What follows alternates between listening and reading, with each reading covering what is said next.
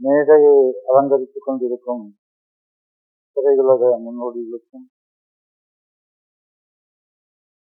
கண்டுகளித்துக் கொண்டிருக்கும் உங்கள் அனைவருக்கும் முதலில் பணிவான வணக்கத்தை தெரிவித்துக் கொள்கிறேன். இன்னைக்கு நீங்க பார்க்கக்கூடிய இந்த சாதனைகள் எல்லாம் 4K 7-1 டெக்னாலஜிகள் இருக்கு.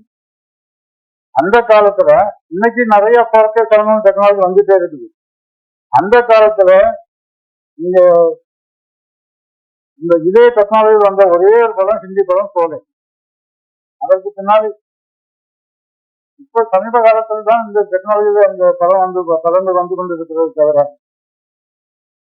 யாரும் அதை பற்றி பெரிய சாத்து இன்னும் தமிழ்நாட்டில் 4K 7-1 டெக்னாலஜியில் ரிலீஸ் பண்ணக்கூடிய தேட்டர்ஸ் ரொம்ப கம்மியா தான் இருக்கு. ஆனாலும் அந்த டெக்னாலஜி ஏன் இதற்கு நான் ஒரு காரணம் நான் கண்டுபிடித்தேன். என்ன காரணம் என்றால், முதலில் சேலத்தை சேர்ந்த ராஜா கவுண்டர் என்பவர் இந்த படத்தை வாங்கி ரிலீஸ் செய்தார். டெக்னிக்கலா அது ஃபெயிலியர் ஆனதுனால அவரு பெரிய நஷ்டத்தை சந்திக்க நேர்ந்தது. அதற்கு பின்னால் திரு ராமு அவர்களுடைய முயற்சியால் எந்தெந்த இடத்தில் அந்த டெக்னாலஜியில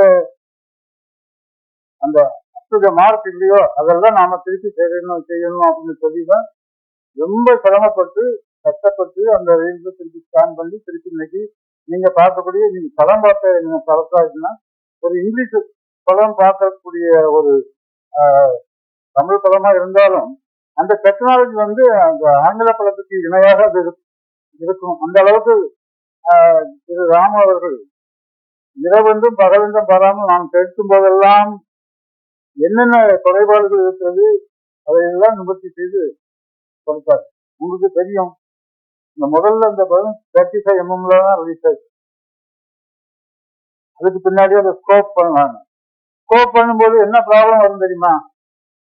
இந்த தலை இதுக்கு மேல போயிடும், உருவம் தெரியாம இருக்கும். அந்த மாதிரி எல்லாம் பல குறைபாடுகள் இதெல்லாம் ஒரு பிரேமா கொண்டு வரணும். அந்த அளவுக்கு அதை முயற்சி செய்து இன்றைக்கு மனசுக்கு திருப்தியாக ஒரு அதை வெளியிடக்கூடிய ஒரு சூழ்நிலையை அவர்கள் உருவாக்கி கொண்டிருக்கிறார். அதற்கு தெரிவித்துக் கொள்கிறேன்.